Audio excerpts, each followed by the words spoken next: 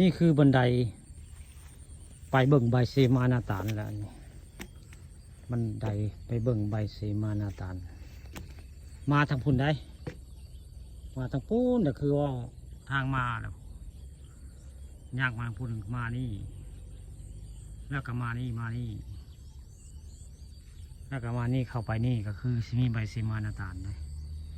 พุ่นละใบเสมานาตาลผู้ได้ใบเสมาอยู่พุ่นโตนั่นละใบเสมานาตาลนะตอนเช้ามีผู้ข่าพาวเบิ่งใบเสมานาตาลบ้านนาตาลมันยังว่ายังจ่าจะได้บันไดหรือว่าสะพานไปเบิ่งใบเสมานาตาลบ้านนาตาลนายังไม่ลืมเลยงอยาวขนาดใหญ่ของบ้านนาตาลอันนี้นานี่ยังใบดำเลยเบิ่งเร็วนี่ยังใบดำเบิ่งเร็วนาตัวนี้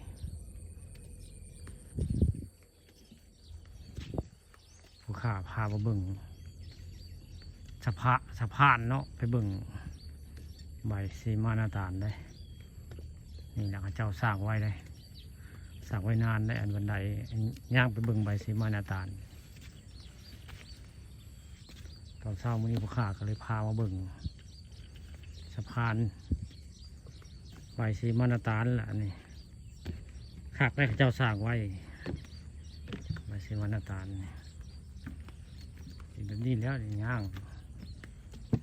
ขับย่างแห้งเป็นญาติได้เพราะมันดอกแล้วของมันเนี่ยมันหล่มมันหักเลยไง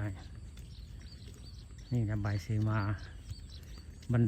สะพานไปเบิ่งใบเสมาไว้ง่ายเจ้าเห็นไว้ขักได้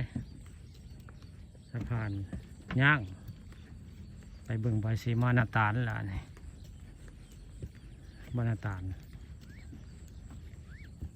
ใครมาใบเสมาก็ต้องย่างสะพานนี่แล้วมาเบิ่งใบเสมานาตาล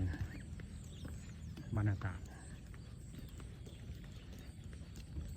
นานี่ยังใบดำได้นานี่ยังใบดำเจ้าของนาพังการยังใบยาวเบิ่งเร็วได้หางามในแต่ละปีนาธนาตาลบ้านนาตาลบันไดเพื่อสะพานก็โค้งขักได้เห็ดโค้งให้ขักได้สะพานนี่ก็ได้สะพานพาย่าง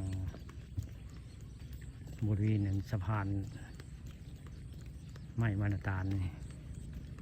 สะพานใบเสมานาตาลละผู้ค้าเอาเรื่องจริงผ่านจอมาให้เบิ่งเอาเรื่องสะพาน